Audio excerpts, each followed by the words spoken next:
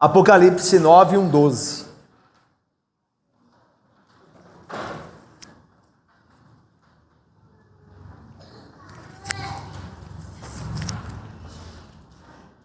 Então, vou fazer a leitura aqui, os irmãos acompanhem na Bíblia, por favor. O quinto anjo tocou uma trombeta, e viu uma estrela caída do céu na terra. E foi-lhe dada a chave do poço do abismo. Ela abriu o poço do abismo, e subiu fumaça do povo como fumaça de grande fornalha, e como a fumaceira saída do poço. Escureceu-se o sol e o ar. Também da fumaça saíram gafanhotos para a terra. E foi-lhes dado poder como o que tem os escorpiões da terra. E foi-lhes dito que não causassem dano à erva da terra, nem a qualquer coisa verde, nem a árvore alguma, e tão somente aos homens que não têm o selo de Deus sobre a fronte. Foi-lhes também dado, não que os matassem, e sim que os atormentassem durante 5 meses. E o seu tormento era como o tormento de escorpião quando fere alguém. Naqueles dias os homens buscarão a morte, e não a acharão. Também terão ardente desejo de morrer, mas a morte fugirá deles. O aspecto dos gafanhotos era semelhante a cavalos preparados para a peleja. Na sua cabeça havia como que coroas parecendo de ouro, e o seu rosto era como o rosto de homem. Tinha também cabelos, como cabelos de mulher. Os seus dentes, como dentes de leão. Tinham couraças, como couraças de ferro. O barulho que as suas asas faziam era como o barulho de carros de muitos cavalos quando correm a peleja. Tinham ainda cauda, como escorpiões, e ferrão. Na cauda tinham poder para causar dano aos homens, por 5 meses. E tinham sobre eles, como seu rei, o anjo do abismo, cujo nome em hebraico é Abaddon, e em grego, Apolion. O primeiro ai passou. Eis que depois destas coisas, vem ainda 2 ais. Nós já oramos, né, para Deus nos abençoar no estudo, então nós começamos com a nossa introdução aqui, irmãos, da quinta trombeta. Nós já vimos então tocarem a 4 das trombetas. E nós vimos que antes delas tocarem, o que aconteceu? João teve uma visão das orações dos santos, lembram-se? O anjo com incensário que representa as orações. Então o que está acontecendo? Deus está se preparando e avisando aos homens maus da terra que o seu juízo virá em resposta à oração dos santos, que pede a Deus que seja vingado o sangue deles. Essa é a ideia. Então, primeiro, antes das trombetas, as orações dos santos. E as trombetas tocam anunciando o juízo, respondendo à oração dos santos. A primeira trombeta, a terra é ferida. Por quê? Porque lembram-se, a terra está sob o cativeiro. Deus colocou ela debaixo do cativeiro por causa do pecado do homem. Então a terra também há de, como já é hoje, e obviamente será naquele grande dia, a terra já sofre hoje. Nós vimos aí as notícias sobre o terremoto na Colômbia. Algo está errado. Algo está errado. Então isso mostra que a terra precisa ser renovada. Não há estabilidade numa terra debaixo da maldição. Por isso a terra é ferida, como nós temos visto, e ainda será destruída naquele último dia, mas já é ferida e você percebe isso. Eu estava vendo para o sermão de Romanos, isso, um dos sermões que já passaram em Romanos. Eu estava lendo o R.C. Sproul, e ele falou uma coisa interessante sobre como a natureza precisa ser renovada. Aí ele dava um exemplo, ele falou dele, né? Deu um exemplo da vida dele com relação a como a natureza é hostil ao homem. Ele falou que ele gosta muito de caçar, ele gostava, né? Que agora a R.C. Sproul já está na glória, né? mas ele gostava muito de caçar. E ele falou que quando ele entrava na floresta, ele não via som nenhum. Aí ele subia numa árvore e ficava lá esperando. Daqui a um tempo ele começava a ouvir os barulhos dos animais. Aí ele disse que assim é a tensão deste mundo para com o homem. Há uma tensão, há uma hostilidade. O homem chega no lugar, os animais fogem. Quando não se percebe a presença do homem, então eles... É por isso que é frustrante às vezes ir em zoológico. Eu já fui em zoológico algumas vezes, os bichos entram lá e você não vê quase nada dependendo do zoológico, né? Mas a ideia é essa, da hostilidade. Então, precisa ser renovada, porque a terra está sob maldição. A segunda trombeta tem a ver com a vida comercial do mundo. As crises são também prova de que o juízo de Deus está sobre esse mundo.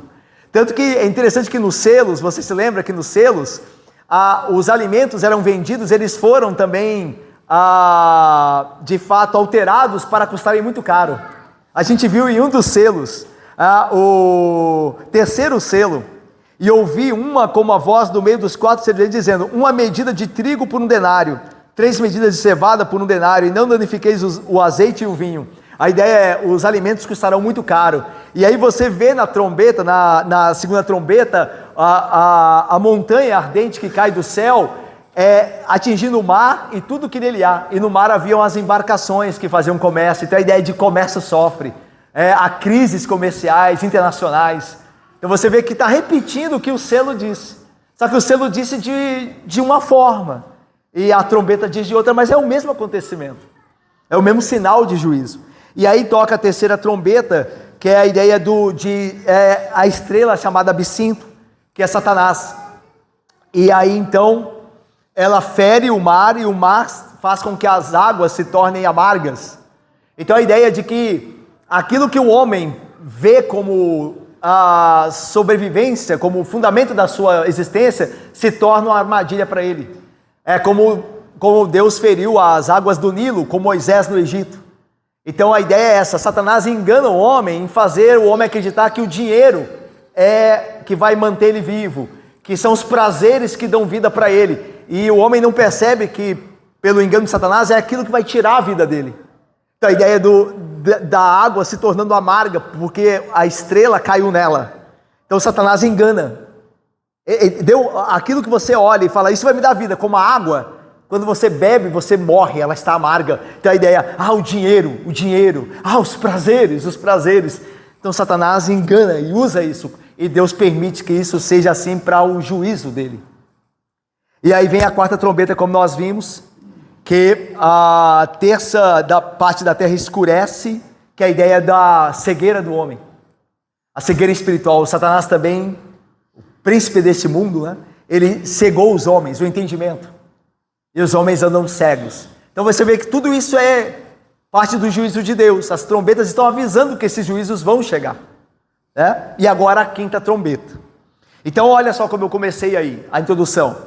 Uma estrela caída do céu para a terra liberta o flagelo ao toque da quinta trombeta. A quinta trombeta é a mais extensa em termos de descrição.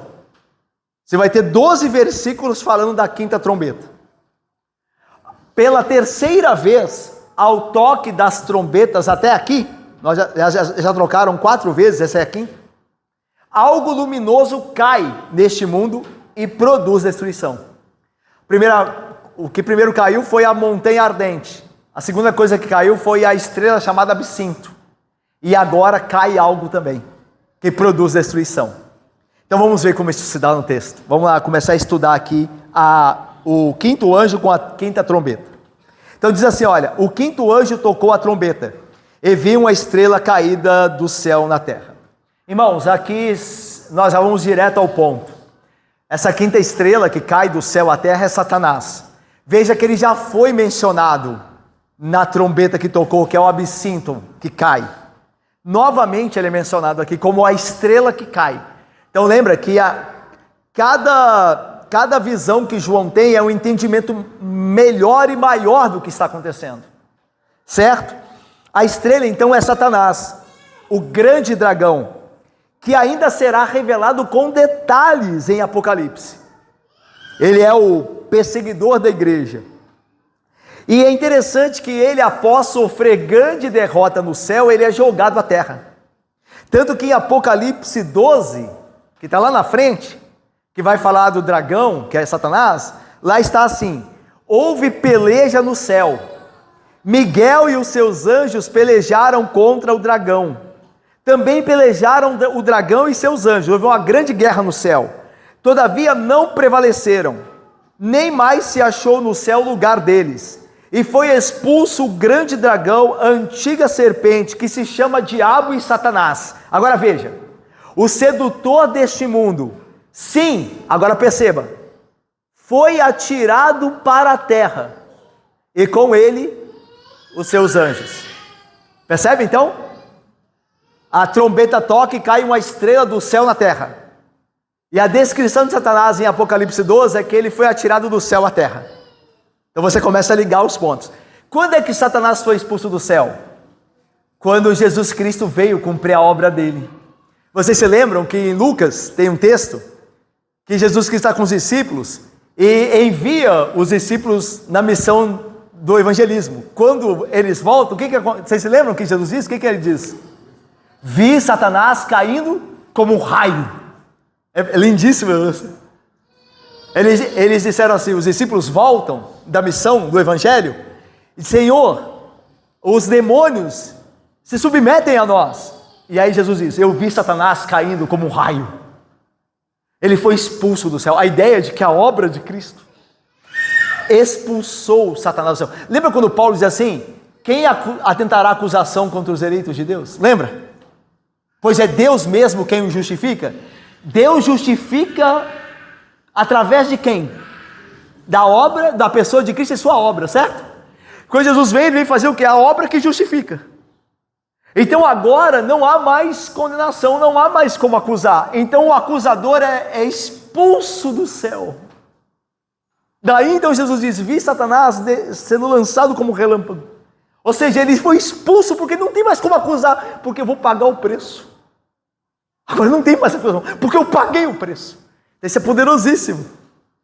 Então nesse momento Satanás cai, a linguagem, né, figurada de Apocalipse, a visão de João, é nesse momento, é na obra de Cristo que Satanás é expulso definitivamente do céu.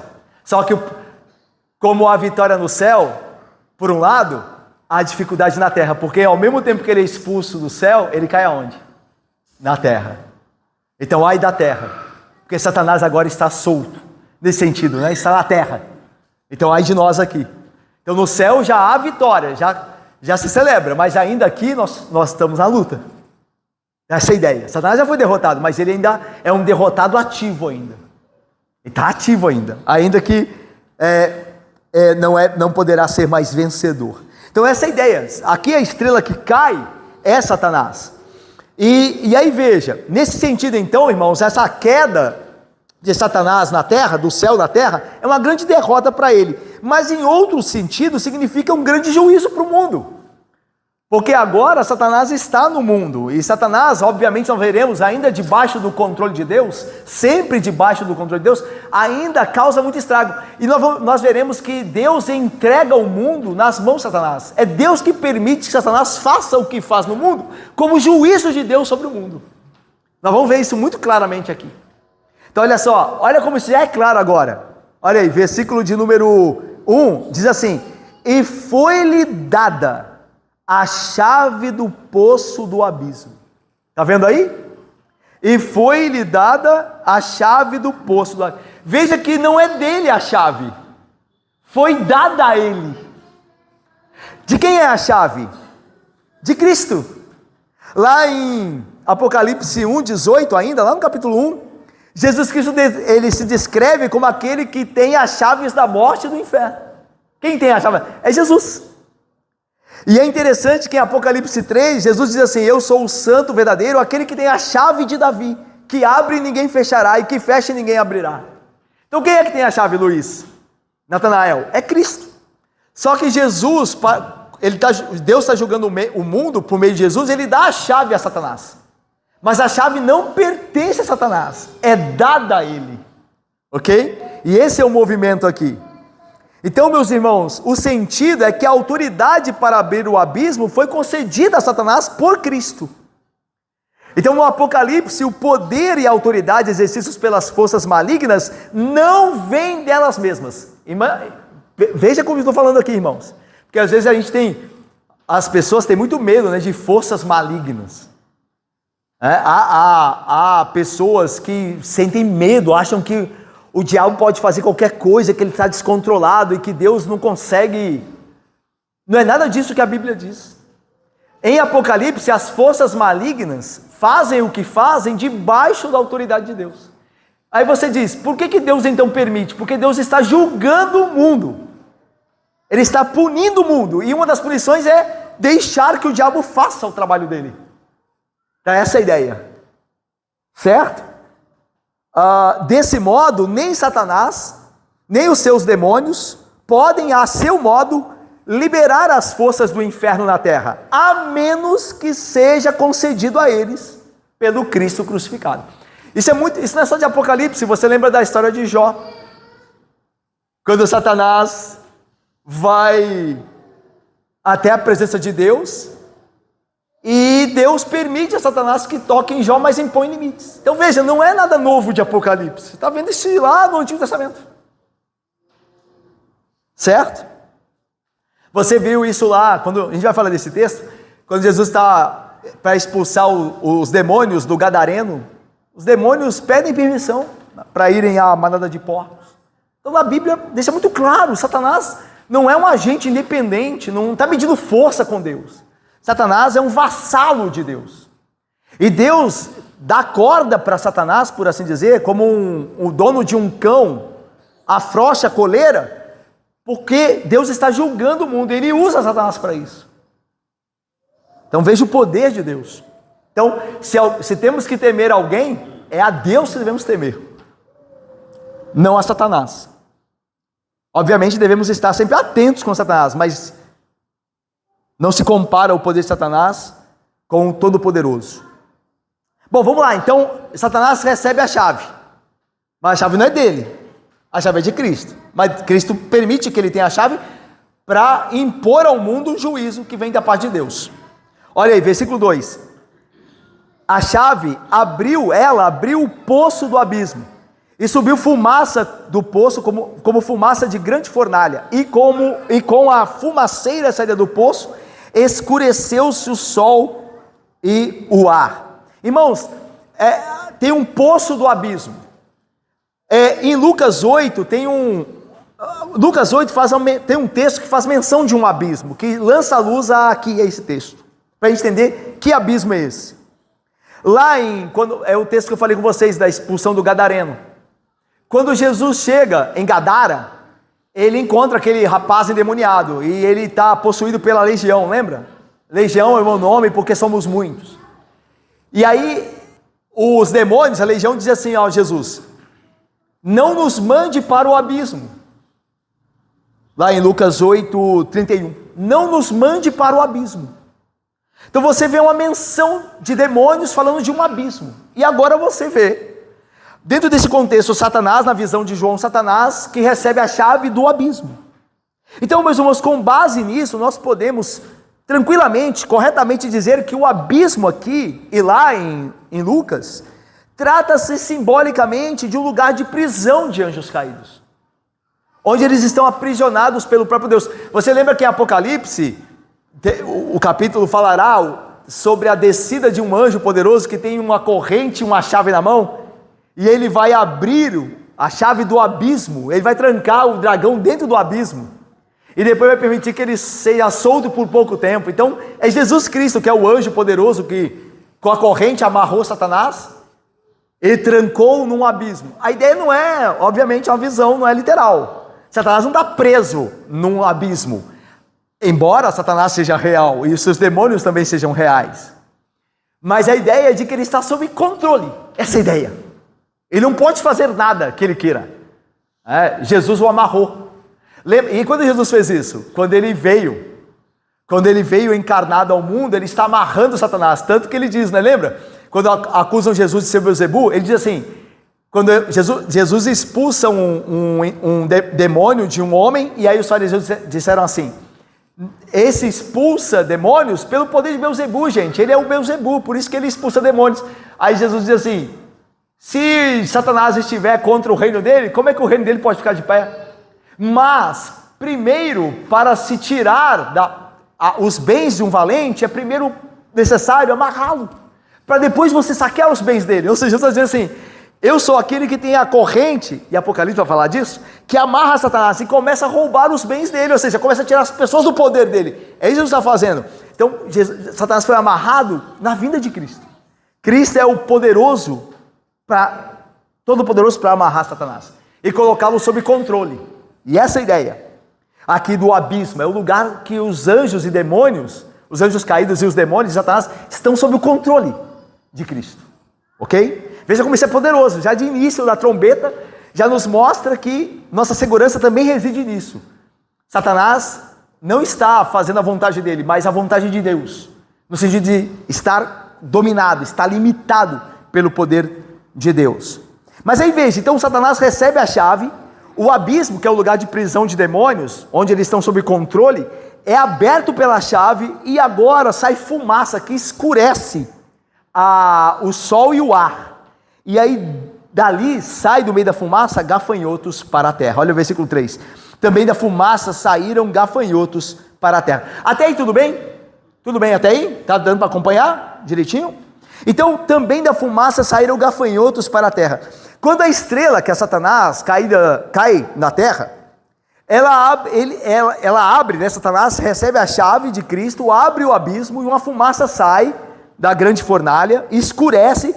E isso tudo vai lembrando o Êxodo, porque vocês se lembram que a 8ª praga é a praga de gafanhotos, e aqui você tem gafanhotos também.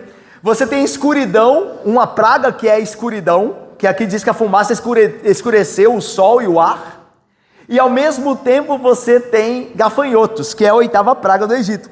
Lá diz assim, lá em Êxodo 10, os gafanhotos que Deus enviou ao Egito devoraram toda a erva da terra, e todo o fruto das árvores, que deixara a chuva de pedras, e não restou nada verde nas árvores, nem na erva do campo, nem em toda a terra do Egito. Êxodo 10, 14 e 15.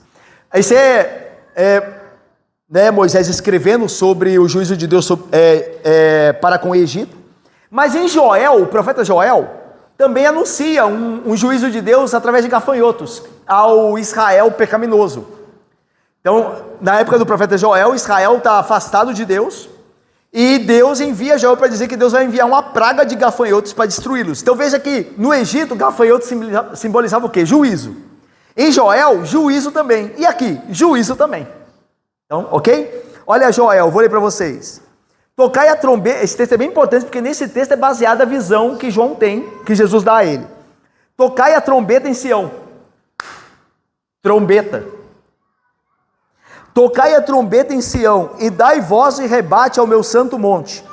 Perturbem-se todos os moradores da terra. Você vê isso em Apocalipse, né? Os homens querendo morrer, caiam sobre nós os montes, para nos livrar da ira do Cordeiro. Então, perturbem-se os homens sobre a face da terra, porque o dia do Senhor vem, já está próximo. Dia de escuridade e de densas trevas. Lembra? Da fumaça saiu do abismo, fechou o sol, escureceu o ar. Vê como parece, é Joel isso, é Antigo Testamento. E parece estar lendo Apocalipse. E aí diz, com a alva por sobre os montes, assim se difunde um povo grande e poderoso, qual desde o tempo antigo nunca houve, nem depois dele haverá, pelo menos pelos anos adiante. À frente dele vai o fogo devorador. A ideia de devorador aqui é uma menção a um gafanhoto, que tinha esse nome, né, o devorador.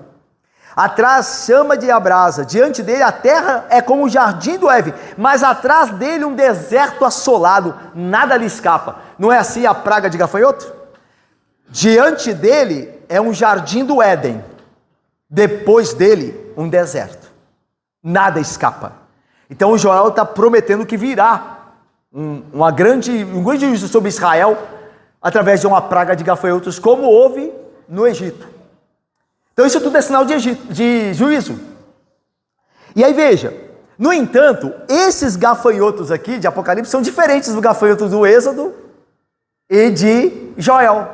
Por quê? Porque são a eles proibidos de tocar no que é verde.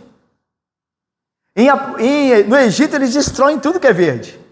Em Israel, com Joel, eles também vão destruir tudo que é verde. Só que aqui não. Aqui é uma ordem, olha aí.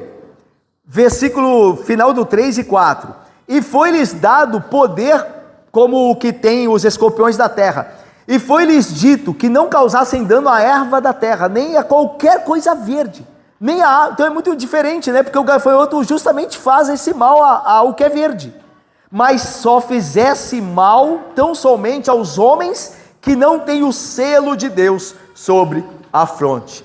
Então veja, o poder destrutivo desses gafanhotos, na visão de João, que Jesus dá a eles, é grande, mas é restrito. Você vê a gente vai ver a descrição dos gafanhotos, né, que são uma mistura de escorpião e homem e tudo mais, e cavalos. Eles parecem terríveis, mas você vê em todo o texto, você está vendo o controle de Deus. Tanto que no versículo 4 diz, foi-lhe dito para não fazerem dano naquilo que é verde. Então tem um controle de novo. Então veja, é interessante, né? A Bíblia fala de demônios, fala de Satanás, mas quando fala de um modo que eu e você não precisamos temer. Porque Cristo governa sobre eles. Novamente foi-lhe dada a ordem de não fazer isso. É impressionante. Porque o que a Bíblia quer não é deixar a gente com medo de demônio, Ela está falando de uma realidade, esses seres existem, são seres espirituais, mas estão sob domínio de Cristo. Nada podem fazer se Cristo não permitir. É óbvio que podem fazer muito mal e dano, mas somente se Cristo permitir e naqueles a quem Cristo permitir. Tanto que diz aí, só tocarão nos homens que não têm o selo na fronte, eles não foram selados. Lembra dos selados? Os 144 mil? A gente tem que voltar lá e lembrar deles. Que Deus selou eles para que não fosse feito mal a ele. Então o diabo não pode tocar nesses. Nos crentes não. Agora é dado a eles o restante dos homens. E é interessante, só rapidamente aqui, fazer um corte que é importante, que foi-lhes dado, versículo 3 no final, eu volto só um pouquinho, só para não, porque senão eu vou esquecer disso, eu não quero esquecer. Foi-lhes dado poder como que tem os escorpiões da terra. Está falando de demônios, e está comparando-os aos escorpiões. Você lembra que quando Jesus envia os seus discípulos a pregarem, ele diz assim a eles, eis que vos dei autoridade para pisar de serpentes e escorpiões. E veja, é óbvio que Jesus não está falando de escorpiões, eles não foram enviados para ficar procurando serpentes, escorpião e pisando. Ele está usando a imagem de demônios. Ele está usando a imagem para se referir a demônios. As forças do inferno não podem prevalecer contra a igreja. Jesus disse isso, lembra Pedro? Sobre essa pedra edificarei a minha igreja e as portas do inferno. Está vendo como tudo liga? Tudo está ligando. É uma história só. Então por isso de escorpiões aqui também. Então os demônios têm algo como escorpião. Jesus falou que a igreja pisa os escorpiões. Que eles não têm poder contra a igreja, de prejudicar finalmente a igreja. E aí veja, então, esses gafanhotos não podem prejudicar a vegetação ou árvores da terra. Eles prejudicam apenas quem não tem o selo de Deus. De modo que a dor de seu aguilhão não atingirá os servos, os crentes, os cristãos verdadeiros. Portanto, a angústia que esses demônios infligem não é partilhada pelos cristãos. Os cristãos estarão guardados. Veja, você consegue compreender que essa trombeta, essa quinta trombeta, vai chegando mais próximo do fim. Você já vê Satanás e os demônios agindo neste mundo, fazendo as pessoas cativas, os que não pertencem a Cristo. Só que isso vai se intensificar mais e mais. Tanto que você se lembra que Apocalipse vai dizer que quando chegar próximo do fim, Jesus vai soltar Satanás do abismo. E é necessário que ele seja solto por pouco tempo. Então ele será solto com grande cólera. Então a ideia de que esse sofrimento que Satanás vai infligir sobre os homens e os demônios também vai ficar cada vez mais intenso. Você já percebe isso já. Homens cativos de Satanás. Mas isso vai ficar mais intenso à medida que se aproxima o fim. E é o que a trombeta está avisando. Mas o crente estará guardado, a igreja estará guardada de Satanás. Aí você tem os textos do Antigo Testamento.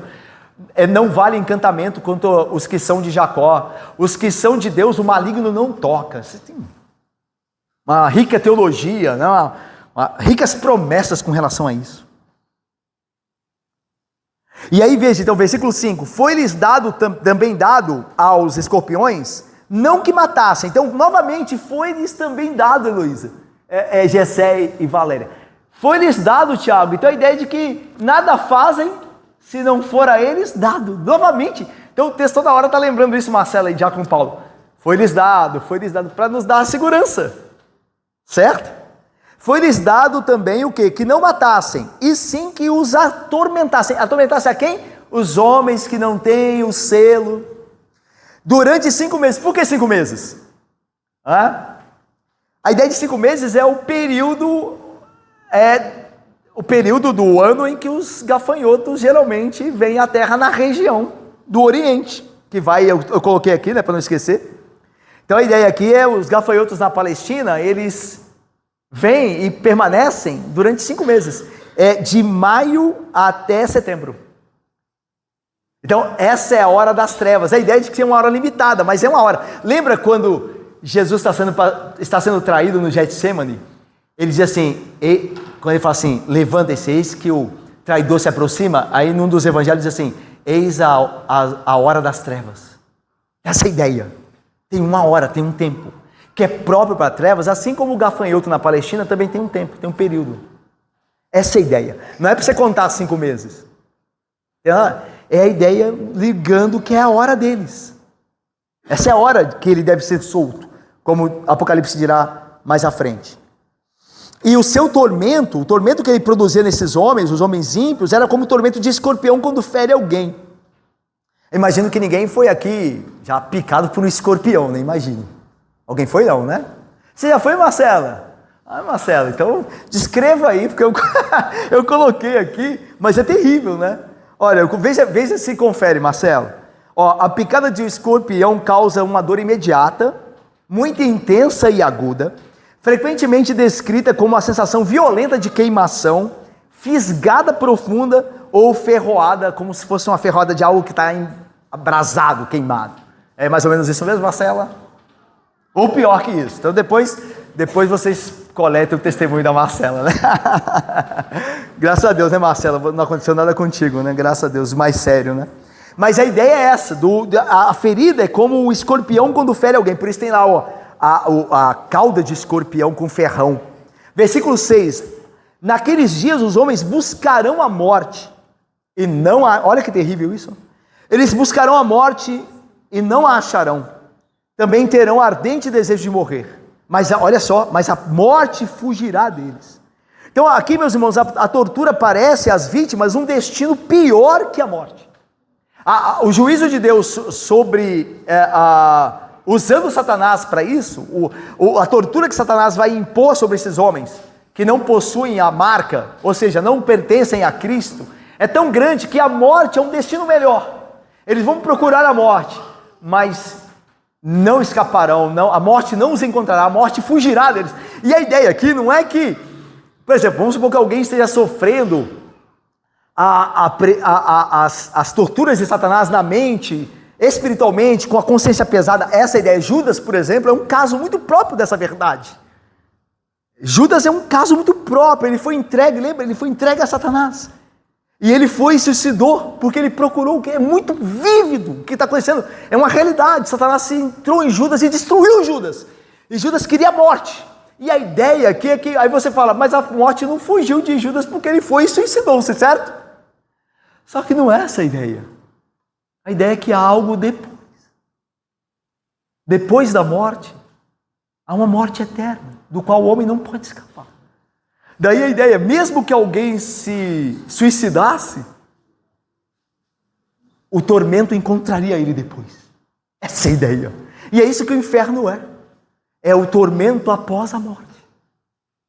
Então, a confissão de fé diz que aos homens que não creem em Cristo, eles já sofrem aqui as misérias desta vida e sofrerão as misérias eternas.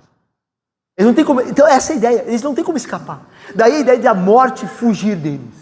Porque ainda que morram, sofrerão a eternidade. Essa é a ideia. Então veja do que Cristo nos livrou. É pela graça apenas. Porque esse era o destino de nós todos. Então, veja só, essa visão. Eu coloquei aqui um teólogo que fala sobre isso aqui, eu achei muito legal o que ele falou. Ele disse assim, abre aspas: esta visão revela a ironia dupla da tragédia de servir a Satanás. Porque esses homens que não têm o selo na sua fronte, eles são servos de Satanás, eles são escravos do diabo. Jesus disse aos judeus: vós sois filhos do diabo. Então eles não sabem, mas eles estão a serviço do diabo. Só que a tragédia é essa: eles estão servindo a um Senhor que vai destruí-los. Não é um Senhor que vai defendê-los, é um Senhor que vai destruí-los. Então aí o autor diz assim, o teólogo diz assim: esta visão revela a ironia dupla e trágica de se servir a Satanás. Primeira, como o anjo do abismo, a estrela caída liberta as hordas demoníacas, não para afligir seus inimigos, os servos de Deus, mas para sim afligir seus aliados, que recebem a marca da besta e adoram sua imagem blasfema. Então o diabo recompensa seus súditos reais com torturas cruéis. Veja só que o movimento ele é inesperado e por isso trágico, porque quando o abismo a chave abre o abismo, os demônios saem liderados por Satanás. Eles saem, mas não é para afligir a igreja. Veja, é verdade que eles fazem isso, eles tentam encontrar a igreja, mas aqui não. Eles vão afligir os aliados deles, vão para afligir os servos de Satanás. Então Satanás é um tirano, ele recompensa quem serve a ele com tortura. E é por isso, né? E veja, irmãos, ele não está tão longe da gente, embora Deus nos guarde, mas ele nos guarda nos fazendo atentos. Satanás diz assim, ele sugere a você assim: você será feliz com os prazeres carnais, você será feliz tendo uma vida sexual ativa, mesmo que você não seja casado, ou você sendo casado traindo a sua esposa, você será feliz buscando dinheiro. Então, ele parece que quer o nosso bem, mas na verdade ele quer nos torturar. O que vai acontecer é que, como aquela água na qual o absinto caiu, a estrela absinto, se tornará amarga. Essa é a ideia. E você vê pessoas fazendo isso. Você vê pessoas se dando aquilo que não pode dar vida e satisfação, e aquilo que elas imaginavam que parecia tão atraente será a morte delas. Imagine assim, por exemplo, um homem que nunca buscou a Cristo e sempre colocou os seus prazeres no sexo. Ele conheceu uma mulher, e aquela mulher falou fisicamente a ele mais do que nenhuma outra. E ele se casa com aquela mulher, mas aquela mulher, tudo que ele buscou, aquela mulher é imoral, mas ele alimentou-se disso a vida inteira. Então ele casa com aquela mulher, mas aquela mulher se envolve com outro homem, e ele, por ciúme, descontrolado, ele planeja a morte dela e daquele homem, e vai até onde eles estão, escondidos, e mata ela, a sua esposa e o amante dela, e é preso e levado à cadeia. Veja, é assim que você vê isso nos jornais. Isso é o que está descrito em Apocalipse. Satanás oferece para torturar, e ele fará isso. Ele faz melhor do que ninguém. Essa é a ideia. Ele oferece para destruir. Por isso que ele é o Apolion, o destruidor. O anjo caído é chamado também Apolion, o destruidor. Então vamos lá. Em seguida a tudo isso, João agora, depois de falar de onde procedem os gafanhotos, sob o controle desse anjo caído, que é o Satanás, e o que eles farão, obviamente limitados por Deus. Agora João, na visão, recebe a descrição detalhada desses gafanhotos. E eu preparei uma arte desses gafanhotos, né? Só que eu fiquei com tanto medo que eu deixei lá.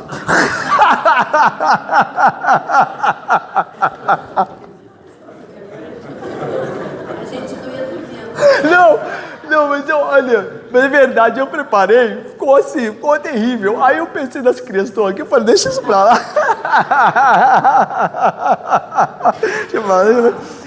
Quem quiser eu mando no WhatsApp, né? É por conta própria, viu? Meia-noite eu mando. Tá!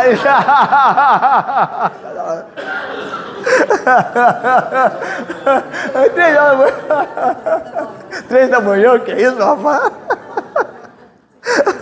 Mas vamos ver a descrição do gafanhoto. Olha aí, dos gafanhotos.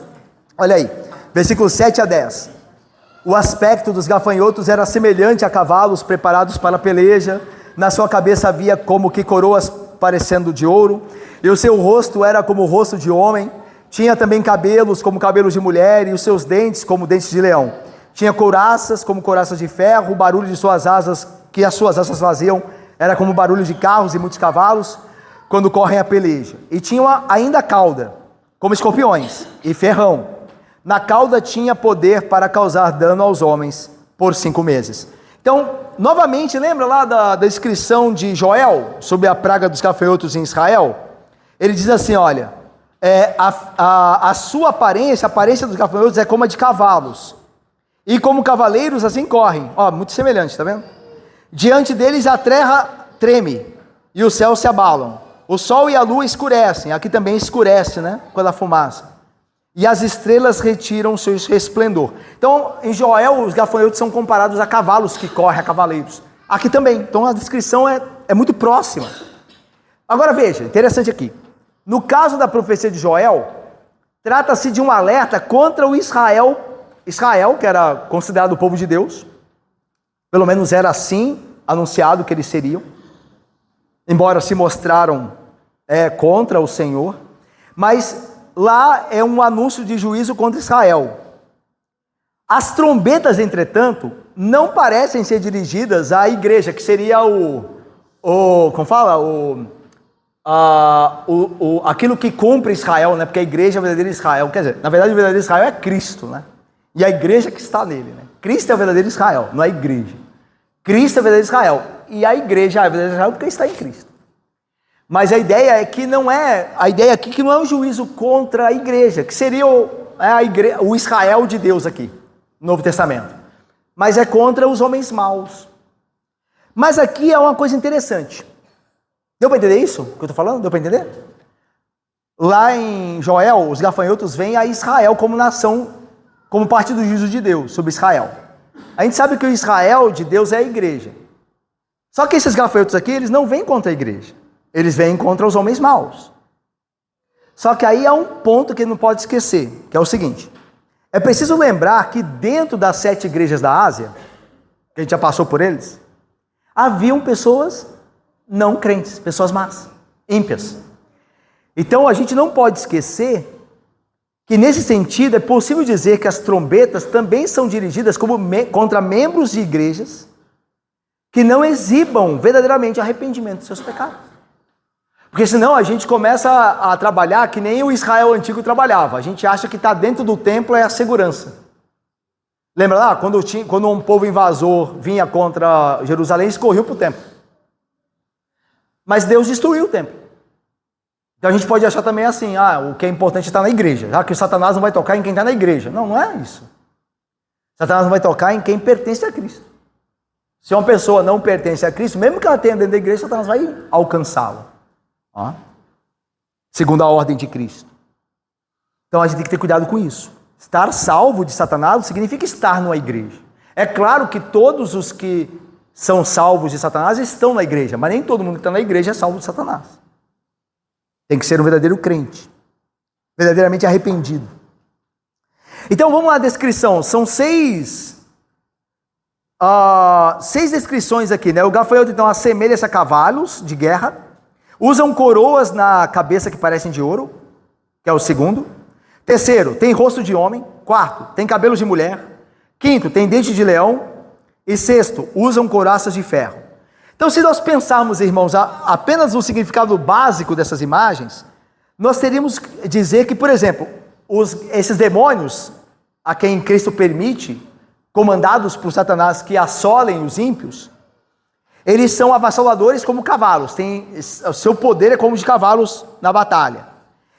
A ideia de terem coroa de ouro e terem rosto de homem, segundo alguns estudiosos, pode nos apontar que significa inteligência pessoal e autoridade para cumprir essa terrível missão. Coroa é autoridade. Então foi dada a eles por Cristo autoridade para atormentar os ímpios. Então por isso eles têm uma coroa na cabeça, porque eles têm uma autoridade, mas foi dada a eles. E eles têm rosto de homem para mostrar que eles têm inteligência pessoal.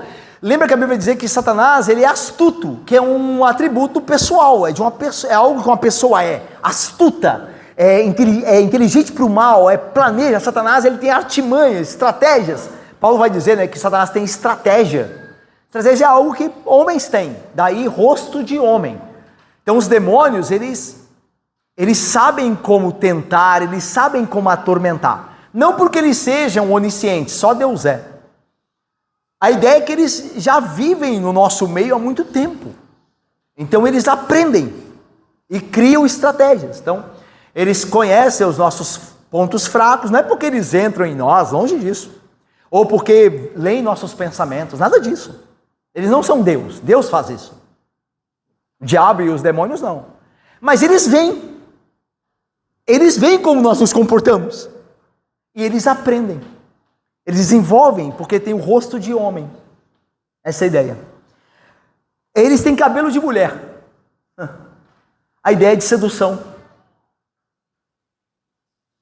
Eles têm um aspecto sedutor. Cabelos de mulher. E tem dentes de leão por causa da ferocidade dele. Lembra que Jesus descreveu Satanás? Quer dizer, o apóstolo de Cristo vai descrever Satanás como um leão que está ao redor. Então a ferocidade de um leão. Interessante, né? A sensualidade de uma mulher, a atração de uma mulher com o dente de leão. Lembra da mulher adúltera de Provérbios 7? Ela é astuta, ela se enfeita e ela leva aquele rapaz como um cervo que será morto. A ideia do leão. Lá no caso não é, porque ela está levando para uma armadilha, né? Que uma flecha vai atingir o coração daquele homem, daquele rapaz. Mas a ideia é essa, para a morte. Ela leva como um predador leva uma presa. Essa é a ideia. Então veja que a descrição é semelhante. Você vai pegando, olha, isso de fato Satanás age assim. Sempre agiu e obviamente agirá mais intensamente assim, quanto mais chega-se perto do fim. Então veja, portanto as forças demoníacas liberadas aqui, a ideia de couraças de ferro, né? A ideia de um inimigo forte, que só pode ser vencido em Cristo. Mas Satanás não é um inimigo baixo, né? Não é um inimigo fraco. Os demônios têm a couraça de ferro. Da ideia de algo indestrutível. Para nós é, né? Para Cristo não. Mas para nós é. Então essa ideia aí eu lembro que meu pai falava muito isso, né? Fala que gente fica amarrando o diabo, né? Tá amarrado o diabo. Meu pai falou muito isso. Gente, falava assim, zombando, viu gente? Não é que meu pai amarrava o diabo, né? Obviamente, né? Mas meu pai fala assim, as pessoas pensam que estão amarrando o diabo, na verdade elas mesmas podem estar já amarradas há muito tempo e não conseguem perceber. Quem amarra o diabo é Jesus Cristo. Nós não temos poder para isso. Nós devemos resisti-lo e fugir dele, mas não enfrentá-lo, né? Fugir do diabo. Quem enfrenta o diabo é Cristo. Nós fugimos dele. É interessante isso na Bíblia, né? Você confia em Cristo que enfrenta Satanás. Nós fugimos. Fugimos não com medo, não. Fugimos com a ideia de sabermos, estamos cientes da força que ele tem e sermos prudentes. Essa é a ideia. Terminando então, versículo 11. E tinham sobre eles, esses gafanhotos, né, escorpiões, com essa descrição toda, e tinham sobre eles como seu rei, o anjo do abismo. Aí vai voltar Satanás, cujo nome em hebraico é Abaddon, e em grego Apolion. A palavra significa destruidor, tanto em uma língua quanto na outra. Tá? Então os gafanhotos têm um rei, e esse rei é Satanás, é o destruidor. Tá? Ele vem para destruir. A única maneira de escapar deste destruidor é estando selado, lembra? Ele não tocará nos que foram selados. Com ferrão, não é isso? É isso? Com ferrão. É justamente a mesma ideia o simbolismo já é auto-evidente. É o que ele tem para ferir. O Satanás, ele fere, ele machuca, e daí da cauda é justamente o instrumento do escorpião para isso. É isso que pode se esperar dele. Tem a história lá, já contei na história você já conhece, essa é velhíssima, né?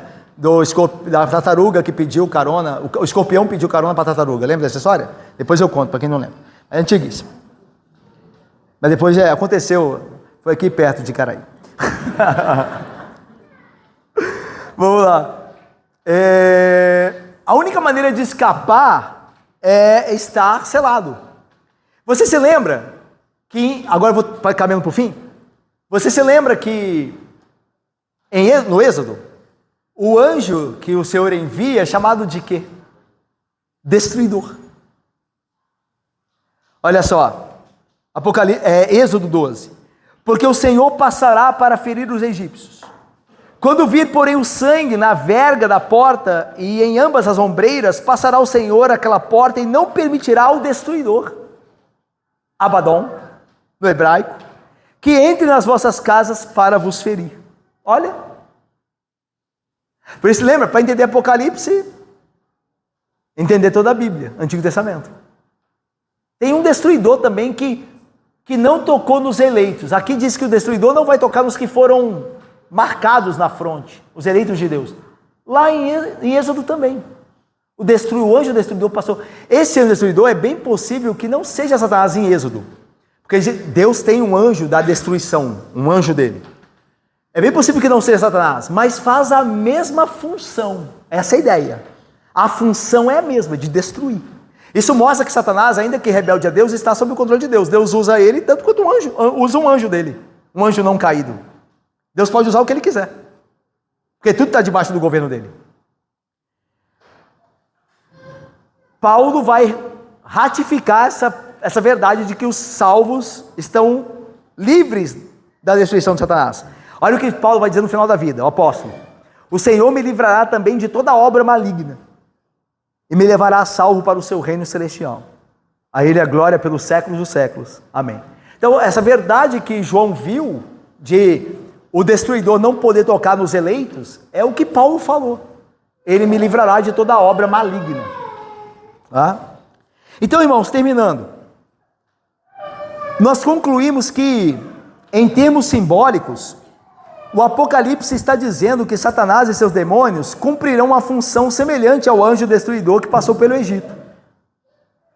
Isso deverá ocorrer em algum momento antes que Deus emprete o juízo final sobre esse mundo. Satanás será solto no final por pouco tempo e virá o fim.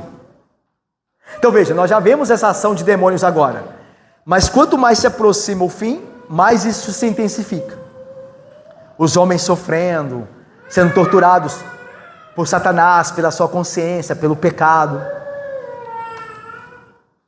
Satanás lidera um grande exército de demônios que agora se encontram aprisionados, os quais sairão para atormentar homens que não têm o selo de Deus sobre a fronte. E é isso que vai falar Apocalipse 12. Lembra que eu tenho falado com vocês constantemente, né? Que Apocalipse são sessões que vão recontando a mesma história.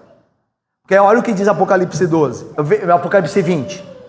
Satanás foi expulso do céu, mesma coisa que diz aqui na trombeta, que caiu a estrela do céu na terra. Satanás foi expulso do céu e lançado ao abismo. Veja, isso é Apocalipse 20, capítulo 20. Está voltando a uma coisa que agora já está sendo dita para nós. Porém, após cumprir o tempo de sua prisão, Jesus segurou o dragão, a antiga serpente, que é o diabo, Satanás, e o prendeu por 1000 anos. Lembra que 1000 anos é o período da primeira vinda de Cristo até a segunda volta. O fato de Satanás estar preso não significa que ele não está ativo. A ideia é que ele tem limite. É como um teólogo disse, eu até vou usar aqui a expressão, um teólogo disse que Satanás é como o cachorro de Cristo. É um cachorro que está na coleira, mas ele está ativo, ele late, ele quer avançar, e o dono segura. Mas o dono pode também dar mais corda, até onde ele quer, ele segura. Ou ele solta o cachorro em cima de alguém, mas está sobre o dono. Então a ideia de estar preso, não é que não faz nada, a ideia é que o que ele faz está sob controle. E aí diz, fechou e pôs o selo sobre o abismo, para que Satanás não enganasse as nações até que se completaram os 1000 anos. A ideia é que Satanás não pode impedir o evangelho. É por isso que nós estamos vindo a Cristo, por isso que nós viemos e cremos. Satanás não pode impedir, ele não pode enganar as nações mais. Lembra? Quando os discípulos voltaram, como eu falei lá em Lucas, eles voltaram da missão e disseram, olha, os demônios nos submetem. E Jesus diz, eu vi Satanás caído. Por quê? Era evangelismo. E Satanás não podia fazer nada, porque as pessoas estavam se convertendo. É o que acontece em Atos. O que acontece em Atos? Então veja que esses 1000 anos já estão acontecendo. O que acontece em Atos? As pessoas, o reino de o império de Satanás está sendo destruído. O evangelho chega lá na Galileia, tem conversão. Vai alcançando os confins da terra, chega em Roma, tem conversão. E Satanás não pode mais enganar. Então está acontecendo já. Os 1000 anos já está acontecendo. E o amarrou para que não enganasse as nações até que se complete os 1000 anos. Satanás não pode impedir que as pessoas venham a Cristo, os eleitos. E ele só pode impedir, não diria nem impedir, ele só pode ter os que são dele porque Deus os entregou a Satanás. Lembra de Romanos? Por terem desprezado o conhecimento de Deus, Deus os entregou. Todos os homens são de Deus. Nenhum homem é de Satanás em última instância. Satanás não criou nada. Todos os homens são de Deus. Deus criou, é dele. Só que ele pega homens e entrega a Satanás. Então Satanás não pode impedir nada. Os que ele tem é porque Deus os entregou a ele, como juízo. Mas Satanás não tem como impedir. Aí, no finalzinho do texto de Apocalipse 20, diz assim: depois disso, dele não poder impedir as nações de crerem no Evangelho, é necessário que ele seja solto pouco tempo. E é disso que está falando a quinta trombeta. É esse recorte do pouco tempo em que Satanás será solto, e aí você vê esses demônios agindo de maneira muito intensa. Não que eles não estejam agindo agora, mas, obviamente, quanto mais se aproxima o fim, mais isso se torna realidade. Nancy Guthrie falou assim, ó, abre aspas. Olha que legal, que bonito isso aqui. Por certo, há muitas pessoas no mundo que rejeitam a Cristo como seu rei e que nunca admitiram ter esse Abaddon ou Apolion como seu rei. Elas não conseguem enxergar isso, que estão a serviço de Satanás. Pensam que são elas mesmas que mandam na própria vida e nos seus destinos.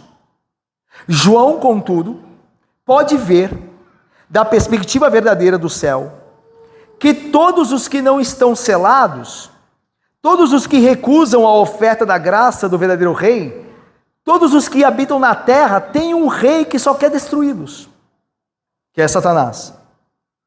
Ele quer destruir a felicidade dessas pessoas. Ele quer destruir suas famílias. Ele quer destruir seus futuros. Então, a Nancy Guthrie, ela diz que ou você pertence ao reino de Cristo ou ao império de Satanás. E por mais que as pessoas achem que mandem na vida delas, elas estão sob o governo de Satanás. E Satanás vai destruí-las. Então, o primeiro, versículo 12, o primeiro ai passou.